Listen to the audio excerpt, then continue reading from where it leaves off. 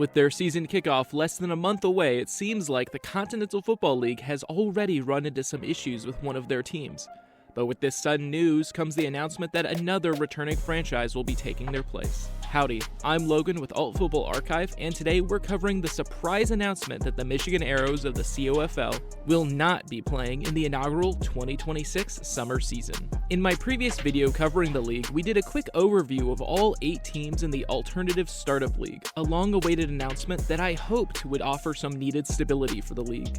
The Michigan Arrows were one of the most recent teams to be announced to be playing in the Continental Football League's Northern Division for the 2026 summer season, alongside other teams like the Ohio Valley Ironmen, the Cincinnati Dukes, and the Indianapolis Capitals. The Michigan Arrows were a revived franchise dating back to the original iteration of the Continental Football League in the 1960s. They were a team based out of Detroit, Michigan in the past, playing their games at the University of Detroit Stadium, and it seems like from the league's preseason marketing that the modern revival of the team would also be playing their games in the Motor City. I know I had already started to see some excitement online around the team, especially after the United Football League controversially announced that they were shelving their Detroit-based team, the Michigan Panthers, due to what seemed to be issues finding what new league ownership would deem an appropriate venue after playing their games in Ford Field, home of the Detroit Lions. Because of this, the Arrows seemed poised to pick up some leftover Panthers fans, especially with the signing of quite a few Michigan Panthers players to their preseason roster. Unfortunately, it seemed there might have been some signs that everything wasn't coming together as nicely as seemed behind the scenes,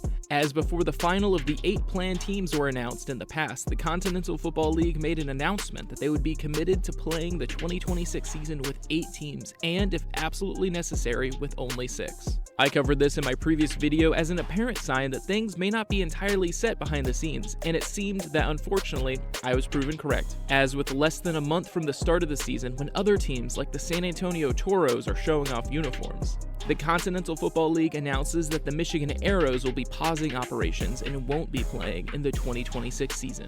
I mean, you have to pour one out for the alternative football fans in Detroit. I know the Arrows hadn't yet played a snap. I know it stinks for those who were excited for the team, especially after the growing support the Panthers had been getting before getting shelved. Now back to the news. According to the statement released by the league, it appears that the issue was due to problems acquiring a long-term stadium deal for the Arrows in the Detroit market area. Coincidentally, the UFL moved the Michigan Panthers for a very similar reason, with Ford Field costing more than what the Young Spring League deemed they could afford.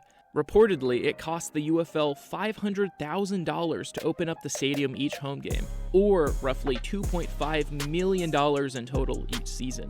Eastern Michigan University's football stadium offered the UFL a potential option, but it seemed like the new UFL ownership was against the move, perhaps favoring a potential return to Detroit in 2028 with the construction of a new soccer stadium that would fit their new stadium criteria. I would imagine with other teams in the CoFL playing in smaller and more removed stadiums, that Eastern Michigan Stadium could have been in the running for the Arrows' new home. But without information on the team's budget, it could be that the stadium might have been too expensive, or perhaps, like what was the case in the UFL, too far away.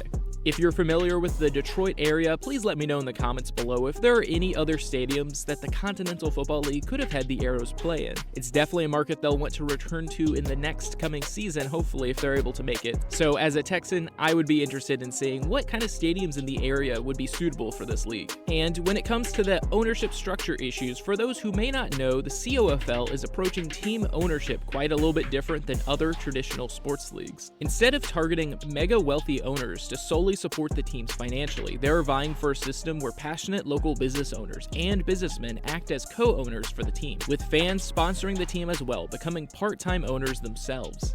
This system is supposed to be like what you see in the NFL with the Green Bay Packers to a smaller extent, with the league directly referencing their inspiration. The Continental Football League brands itself as the People's League, but that reliance on fan ownership does come with a risk of potential unreliable funding.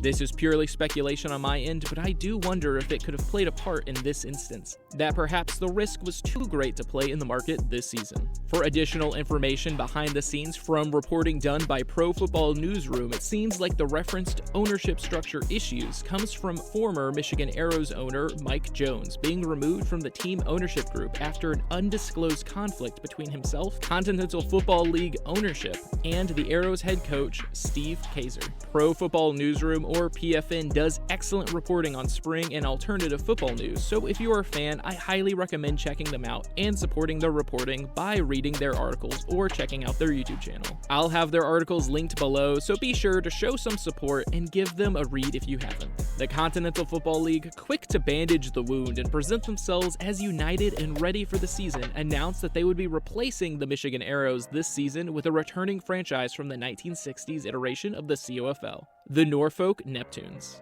In a previous video discussing potential stadiums that could fit the United Football League's new stadium criteria, I had lots of Virginians in the comments talking about various stadiums that would be perfect venues. And it seems like they might be getting a team of their own this season, although I'm sure we all wish it was under better circumstances. Back in the original iteration of the Continental Football League, the Norfolk Neptunes, also called the Neps, were a team that played in Norfolk, Virginia. In the 1965 season, they played at Foreman Field at Old Dominion and quickly found success both on and off the field, finishing third in the league with a record of 9-5, as well as setting records with game day attendance for the Continental Football League. Throughout their history with the CoFL, they've remained a dominant team, always vying for a playoff berth with great support from the city of Norfolk behind them. The CoFL says that players signed and coaching hires for the Neptunes will be announced over the coming weeks, along with league ownership working closely with the signed Michigan Arrows players to ensure that they can find their way to other rosters. It does leave a lot in the air about how the Neptunes team will be handled, as a lot of the language used in the announcement points to this team not being a full team like the others. For instance, they are a team that was described in the announcement as playing a limited slate of road games against Northern Division opponents. It sounds like that they won't have a home venue of their own this season and will instead be a traveling team that plays on the road every week. This, I think, makes sense, especially since they would have less than 30 days since this announcement to sign a stadium deal and house players in Virginia. This is also backed by the league saying that they will be helping them prepare for a full league launch next season. If this was a simple relocation, it would make sense that the league would just move the players and coaches to Virginia from Michigan. But from how it sounds, it could be that the league might hire or sign semi-pro teams or individual players to play as an affiliate team with the Neptunes branding this season to ensure that every Northern Division team is able to get their full array of divisional games before being properly supported like the other teams from scratch next season if everything goes according to plan. Still, lots of information will be released in the following weeks, so be sure to stick around as I will be covering this very closely. With the announcement of the inaugural season just around the corner, this drastic change certainly seems to be ringing some alarm bells for some. Still, only time will tell how dire the situation could end up being. Could we see more teams backing out as kickoff approaches like dominoes? Or might this be an unfortunate fluke and we see the Arrows and Neptunes make their official league debut next summer? Let me know in the comments what you think, and be sure to subscribe so you don't miss a thing. Alternative football can be such a volatile landscape where it isn't unfortunately uncommon to see teams and leagues fold before the end of their season. So because of that, I hope this league is able to be successful even with this setback, especially from the player talent some teams have been able to sign. Still, like I said before, I will always be a little bit weary until we reach the championship game at the end of the season for any startup football league, and unfortunately this situation is exactly why. But with all that said, be sure to stick around for new content that will be releasing real soon. I've had a backlog of scripts covering all things alternative and spring football, so you won't want to miss a thing, since I'll be trying to get them out as fast as I can. And as always, thank you for tuning in to the archive.